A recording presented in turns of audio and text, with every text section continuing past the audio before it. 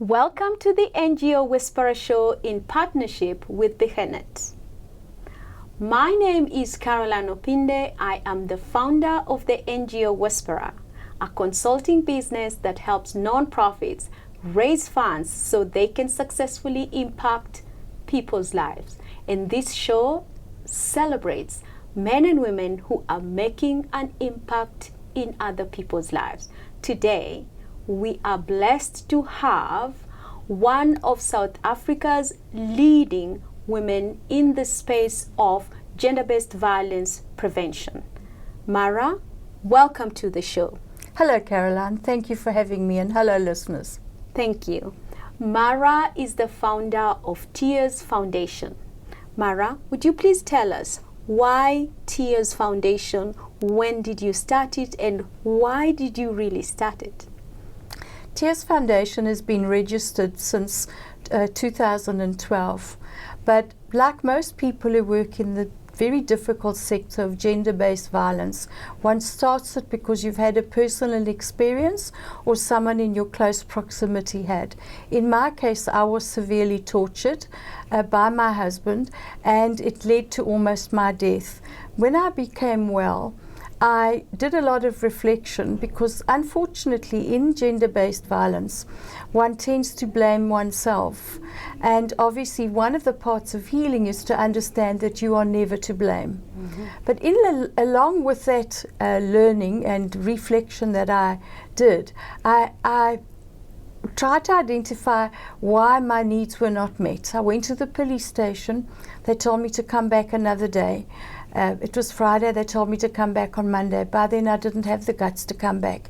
But at that minute when I needed help, they couldn't tell me where to go.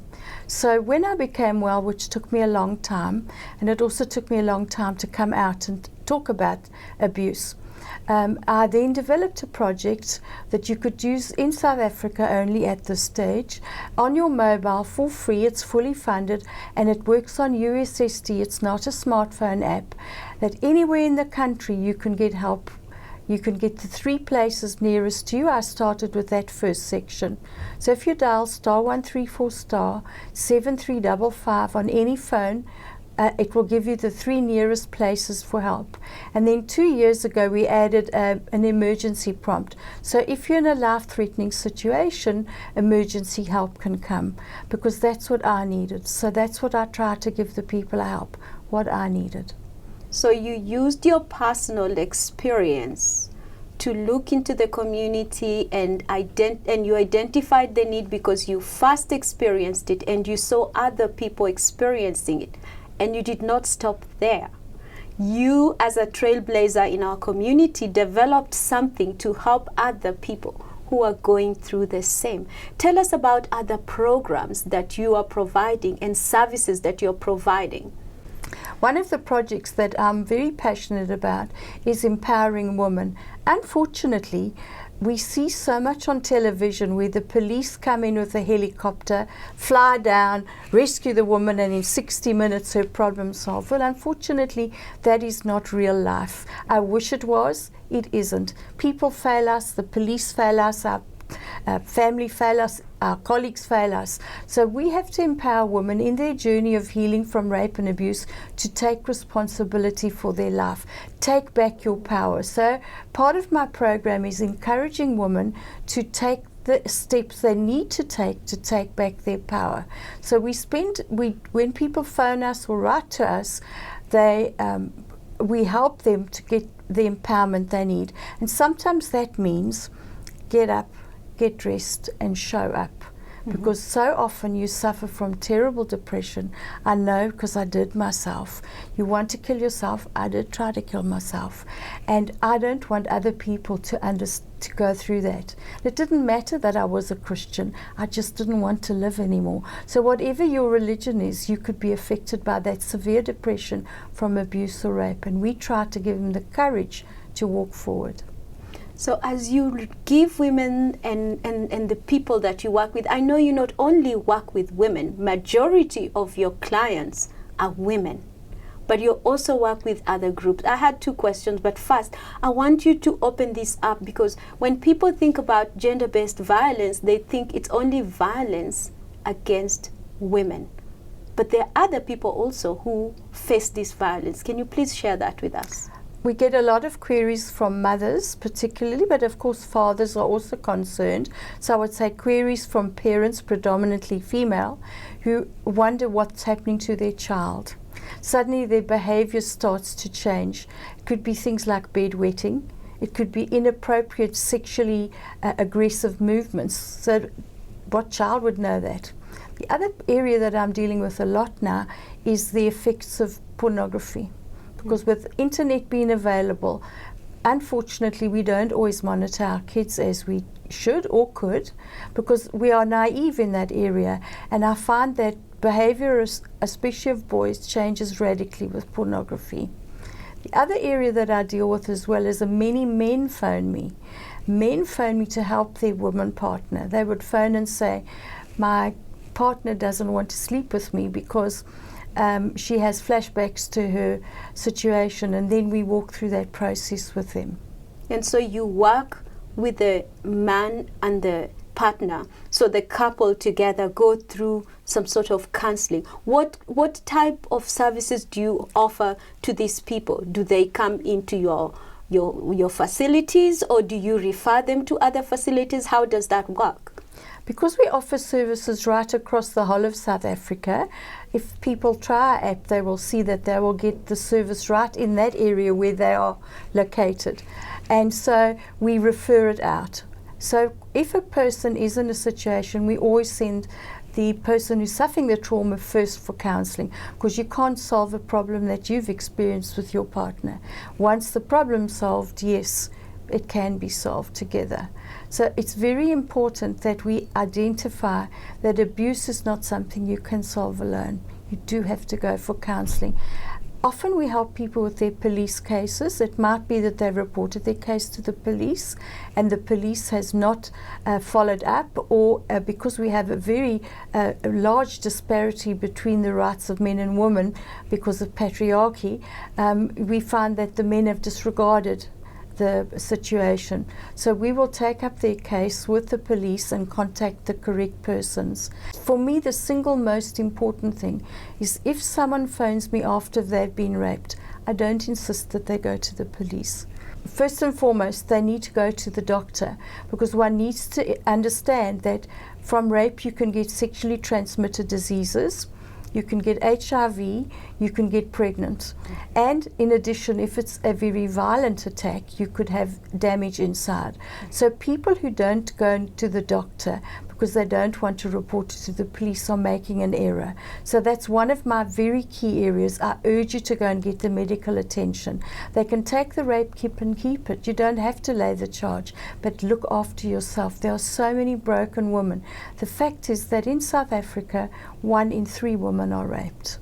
So 1 in 3 women have experienced rape in their lives. It could have been once, or it could have been even more times, as I understand it. So how do you work with these women, especially, I would imagine, in a setting where the rapist is a close relative or someone close to them? How do you work with those situations to ensure that it doesn't occur? Those are heartbreaking situations, and we do have a lifestyle where people do live on top of one another, because most rapes take place by someone known to you. It's not stranger danger, as is quoted often. It's someone you know, your uncle, your next door neighbor, the priest, whoever, a trusted, a familiar person. So the first thing is we try to identify if we can assist them or advise them in any way with their living conditions, because quite honestly, you can't take a protection order on someone who lives in the next door room. So it's all about the person. But then this worldwide statistics are that it takes a person trapped in an abusive relationship 7 tries to try and actually leave, because of the fear of change and the fear of displeasing your parents, your priests, your employers. So it is not easy for women to leave those relationships. So in answer to your question, it is a very long process where you have to build a relationship, which is why we refer them to organizations within their community so they can build up a trust relationship. So violence, as I know it, is not just sexual violence. There is physical violence, there is verbal violence, there is also financial violence where someone is abusing someone by refusing or denying them the rights to income in their family for them to use, for example, to go to the hospital, or for young girls to go to school, or in some cases I have heard for girls when they are going through their menses where they are denied funds to buy sanitary towels. How do you deal with those, as I call them? It's not really subtle, but for lack of a better word, it's violence that is difficult for people to see with their bare eyes. How do you deal with those in the homes and in the community? All of that is about control, because that is what rape is about. I will have my way with you, I want control. And everything linked to any of those abuses is about control. So one has to identify why they are able to have that control. It could be that we have poor stereotypes as parents, and a lot of times we have bad father role models. And so what you've seen in the home is the father hitting the mother, and you kind of accept that as the norm. So for us to help those women loosen themselves from that abuse, one has to identify how he managed to get the stronghold. So if, for example, she doesn't know where she can help, we would try and encourage her to move to a shelter and find a shelter for her. If she's never worked, which is often the case, and she's totally dependent, we will say, stay if it's not going to cost you your life, and get some training. Empower yourself to leave. So in this whole thing, based on your discussion and as an expert in this field with many, many years, working in this field and helping women change their lives and turn them around, is there hope for South Africa? Of course, I believe there's hope, because I wouldn't be doing it. So I've said my organization brings hope and healing. But one must realize we do need the government to back us, and there is insufficient funding in our country. I was at an event that President Ramaphosa held last year for rape and abuse, and on the stage they had survivors, and one of the ladies, except for a pair of small panties, took off all her clothes. And it was absolutely horrifying that she would strip naked in an audience. But I came to understand she was not being an exhibitionist. She was crying out for her pain and saying, this is me, I'm prepared to put all I am, please help me. And that is where we are at this situation in South Africa. We are literally stripped naked of the wherewithal to do anything, because the organizations from America that were funding a lot of the Tutuzela centers have cut back. Tutuzela centers have cut down on their staff. And all around South Africa, there's just not enough money. So I like to say to employers, if it's 1 in 3 women, take a head count of your staff. You should be putting some of your CSI funding into helping these women, because broken women mean a broken nation. I couldn't have said this better than you have put it. Corporate organizations in South Africa, not just in South Africa, but around the world, need to put some of their CSI money specifically into prevention of gender-based violence and any other forms of abuse, because people always think it's only gender-based violence, but there's also other forms of abuse, including rape. And to make sure that their staff members, as they come to work, that they're taken care of in terms of, should any one of them have experienced any forms of abuse, that there is help nearby, help in the workplace, and also help in the community. And for organizations such as Tears Foundation, that I know so intimately and work with, I know internationally funding is dwindling, really, and there's a call out there for projects to amalgamate and come together. And so you find all these large bilateral, multilateral donors really asking for components of gender-based violence to be put into health programs, agriculture, mining industry, and all those. And I think this is something that we need to take seriously, and to take our leadership and funders and philanthropists to task and say, if I am going through abuse, I am not going to be of any good to you in the office as a scientist, as a receptionist, as an executive, because it's all, it's all the women and it's all the men of all levels, because abuse has no respect as I know it. Absolutely. Abuse has no respect for someone's socio-economic status. So whether you are an executive or someone working on the floor, we all the same when it comes to abuse. The pain that we feel, the depression that comes through, it's all the same.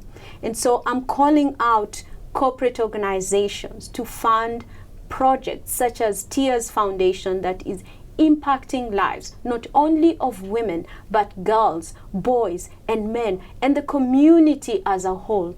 Thank you so much for coming to the show. And I'm agreeing with her too. Please, we do need your help. We do need your funding, because without you, these women will not live the full life that they can. Absolutely. Ladies and gentlemen, thank you so much for joining us today. And Mara, we really appreciate you coming to the show today. My privilege. It has been a pleasure to sit with you. Thank you.